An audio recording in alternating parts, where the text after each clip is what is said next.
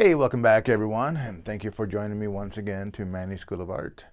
Today what I have in store for you is a really simple little exercise to help you free yourself up when you are working with watercolors.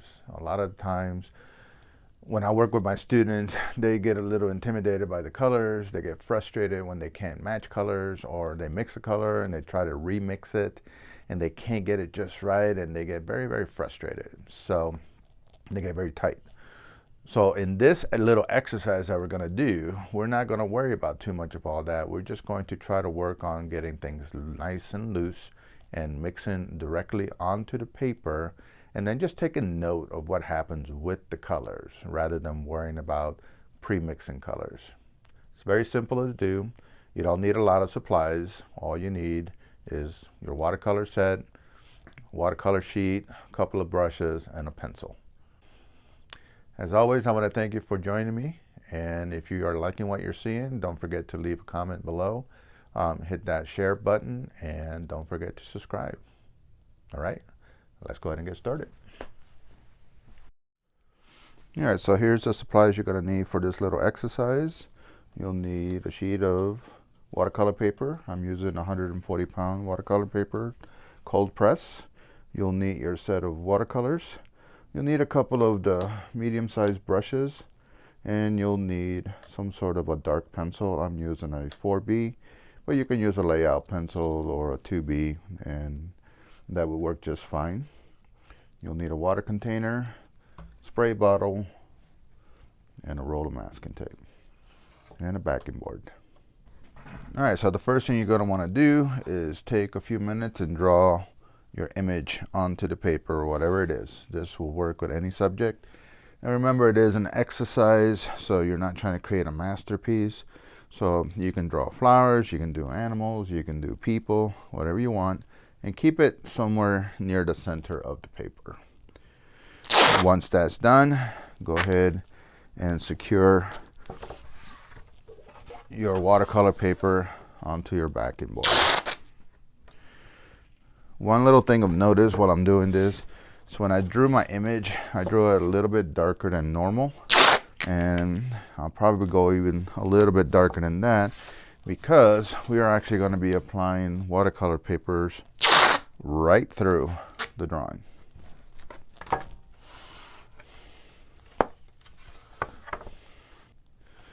Alright, so I have the watercolor paper taped down to my backing board. I have my palette all cleaned up. Watercolors are nice and wet. I have my brushes. You guys can see that? Yeah. I have my brushes ready to go. Now, don't forget that the whole point of this exercise is to get you to loosen up with watercolors. So we're going to do all of our mixing on the watercolor paper. So the first thing that I want to do is I'm going to go ahead and wet the entire paper. Then I'll let that soak in a little bit, especially if you're working with the 140-pound paper and not the cotton paper. So let it soak in for a bit, and then if you see any dry areas, you can add a little bit more water. Okay, so now that this is all nice and wet, we're going to start working with it. And I am going to be manipulating the board quite a bit, so I locked in the focus, so hopefully this won't be a problem. So all you're going to do here is you are not going to be worrying about colors. You're just going to start adding colors and taking note of what happens. So for example, when we mix our greens, I always say to make sure that you use your cadmium yellow and your phthalo blue. All right. So I'm going to start off with my cad yellow. And the reason that I wanted to do the drawing first is because I want to make sure that when you're putting the colors on, that you're putting them on thin enough where you can still see your drawing. Sometimes my students will put the watercolors on too thick, like if they're working with like house paint, and then the effects don't work and then they get irritated. Now, let's take a look at what happens when I use phthalo blue with the yellow. So I'm going to grab my phthalo blue, which is right over here. So, yeah, okay. It's right over here. And I'm going to put it on this side. Okay. all by itself, and then I'm just going to let it mix in with the yellow so that you can see what happens. I'm not going to try to smooth any of that out. I'm just going to let the water just kind of push the colors around, and hopefully this shows up on camera. You can see how this area here is turning a nice green. Now the yellow, I might add a little bit stronger yellow right where the two meet, but again I'm going to let the water, the wet paint, the water, do the mixing for me. Okay, so you can see how that works. So on the opposite side, let's see what happens if I use the ultramarine blue. So the ultramarine blue has got a different chemical composition, so it reacts differently when you put it with the yellow. So you can see like the green on this side is a much truer green than the green on the side that I'm using the ultramarine blue on. Okay. So the whole purpose of this exercise is not to make a masterpiece, but rather to see what happens with your colors when you mix them. If you want to take notes, you can take notes. Okay, so let's move on. Now we know that yellow and purple are opposites. So I always say be careful when you work with complementary colors, because they could potentially turn either gray or brown depending on the chemicals in the tubes. So let's add a little bit more yellow over here. A little stronger, but still see-through. Make sure that the colors are see-through. And then let's go in here with some purple and let's see what happens. Remember, yellow and purple are opposite on the color wheel. They're complementary. So you know that they're going to have tendency to cancel each other out. So let's put those there. And let's start just moving this around. And you can see how the color changes. Okay. And just, like I said, just let all this happen. Okay. And it's okay to have some areas of pure white. That's one of the other things that my students sometimes get afraid of, and they cover everything up, and then they need white, and then we have to figure a way to either try to remove some of the watercolors or introduce like gouache, white gouache, or acrylic paints or something to get the white back, and usually it's not that effective. Okay. And we're just going to keep doing this. So this time I'm going to come over here and I'm going to add a little bit more of this purple that I've already mixed. Actually, in reality, I bought it mixed. And then this time, we know that purple uses red, right? Purple, blue, and purple, or excuse me, blue and red make up your purples. So let's see what happens if we add some of this crimson, which is the darker of the two reds that I use. So, and just let it happen. See, they tend to work very, very nicely, right? Because the crimson is the red that is most commonly used when you're making your purple.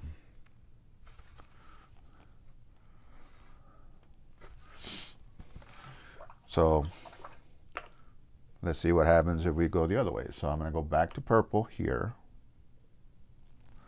over here.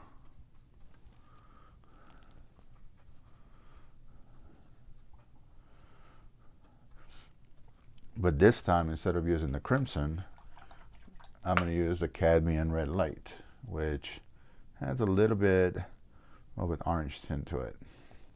And let's see what happens there. You can see that the purple looks kind of grayish. It's not a nice clean red violet like you see up here. So when you're working with watercolors, in theory, red and yellow always make green, and red and blue always make purple, and yellow and red make your oranges. But in practicality, the chemical compositions that are used to make the colors will affect the colors themselves. So that's why sometimes we have to use a specific red with a yellow or a specific blue with a red and to make it work. All right, I'm gonna leave a little bit of white right there. And then I'm gonna throw in some yellow, which will produce a pretty nice orange when we are working with the cadmium red. So let me go ahead and get this in here. There we go.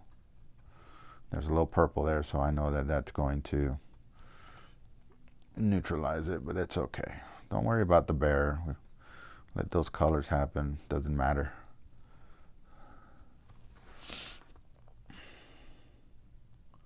Well, that's kind of cool, huh? We had the cadmium yellow here, and then we had the cadmium red light there. So now let's see what happens if I go with the crimson, which I'm going to put here, like so.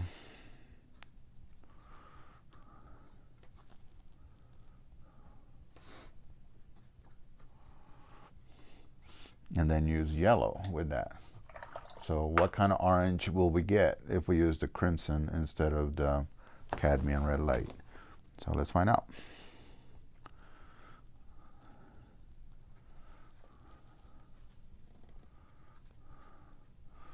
So you can see that the yellow, or excuse me, that the orange that it produces is not quite as vibrant. Let's add a little bit more to it.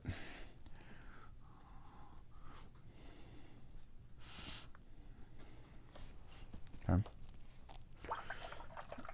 Whereas if I use the cadmium, put a little bit here, and then add some yellow to it, you can see the difference.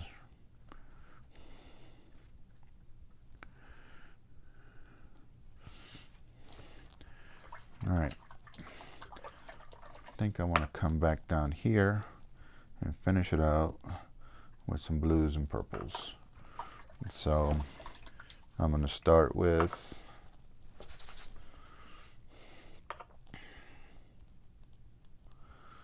let's go with the phthalo blue. No, this is ultramarine. So ultramarine.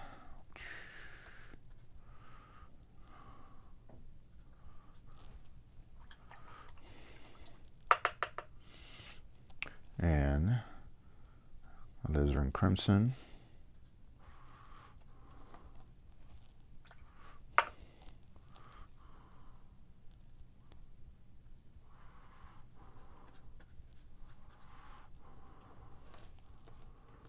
And like I said, just let it happen. Take note of it, see what's going on for future references, but let things happen. Then down here, I'm going to go with more yellow.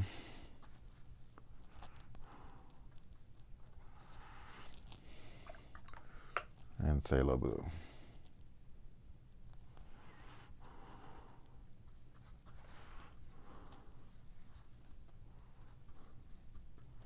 Boom.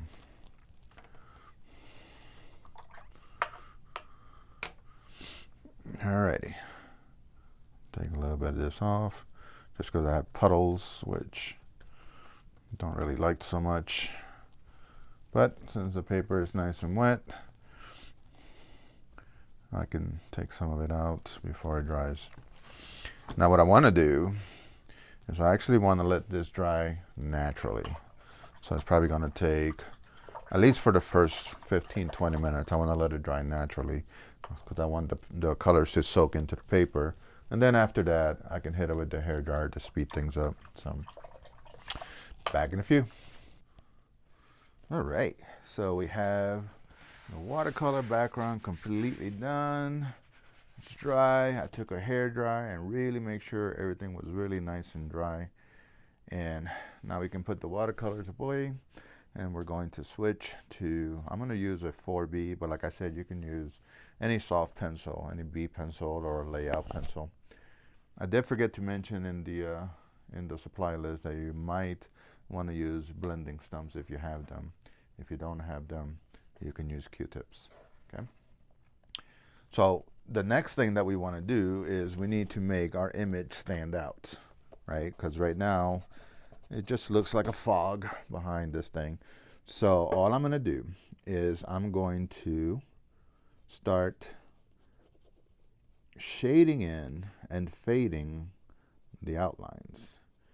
And I'm going to keep this kind of an abstract. So I'm not going to draw like fur or anything like that. So I'm going to get in here firmly to get it nice and dark. Then I'm going to fade it gently. But then I'm going to use my little blending stump or the Q-tips to fade it. Just like so. And I don't want to color, I don't want to lose the color. Okay. I actually want the color to be seen through, in this case, the bear. Okay. Now, like I said before, you can do this with any subject matter. So I've done people, I've done flowers, I've done all kinds of different things. Okay. And that's it. Okay. You only want to get kind of like the edges. Okay. And then fade it. So it'll kind of look, it'll almost look like a ghost. So like here, there was another bump right here. And then this goes in front of the ear.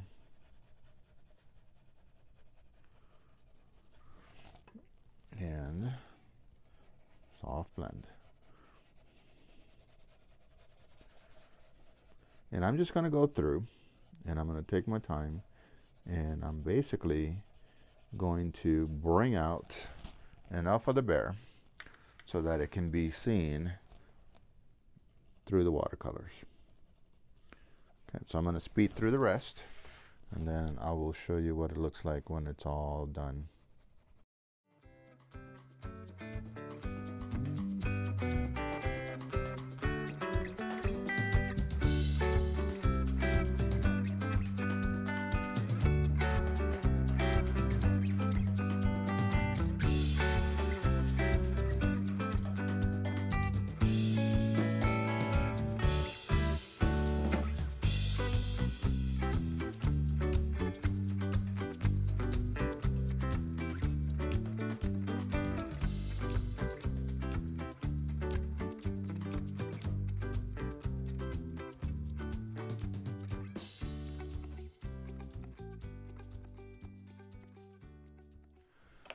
All right, so here we have a little look at the finished product.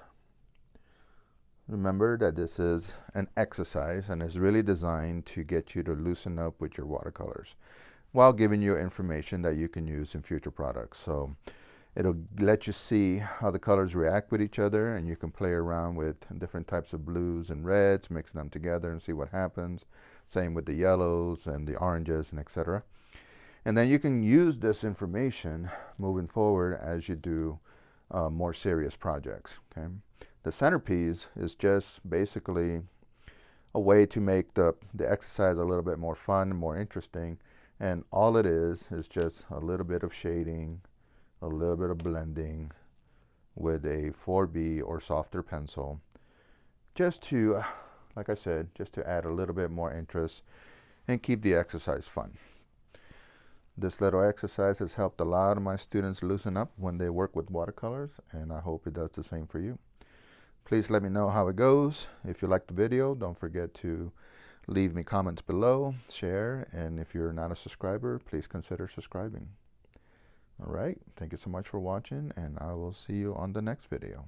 Bye-bye.